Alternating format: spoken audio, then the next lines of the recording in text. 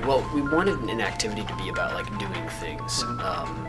Applications are about doing things too, but part of the reason was to kind of break the expectation of what people thought an application was. Because when you think application, we have a very well-defined idea of what that is. It's Photoshop. It's instant messaging. It's a game or something like that. We kind of wanted to break that expectation that this is what something that you run is. What it's supposed to be is we want it to be much more of an interactive thing with other kids. We want it to be a lot about who you're working with at the time. Things don't have to be shared. Activities don't have to be shared, but we want all activities to have the capability of being shared with other people. If you want to be able to join an activity with somebody else, you need that program, right? You need to be able to interact with them using that program.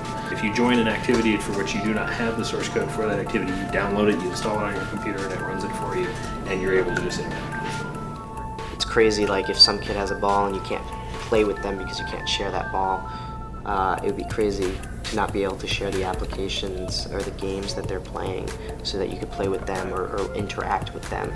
So we have about 1, 2, 3, 4, 5, 6, 7, 8, 9, 10, 11, 12.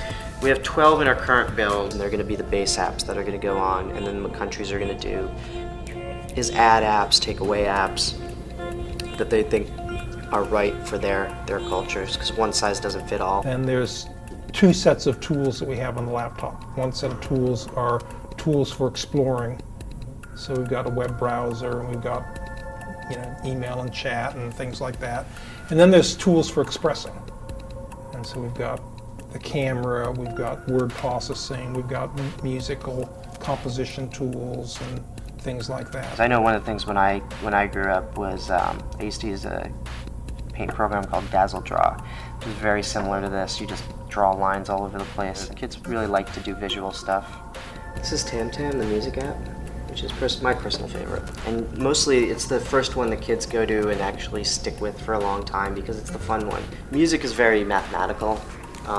It's been shown that the kids who are very good in math are very good in music also. So it's just another aspect of learning. If they can put together scales and make things sound nice, their brain's working to translate that creativeness into other aspects of their lives too.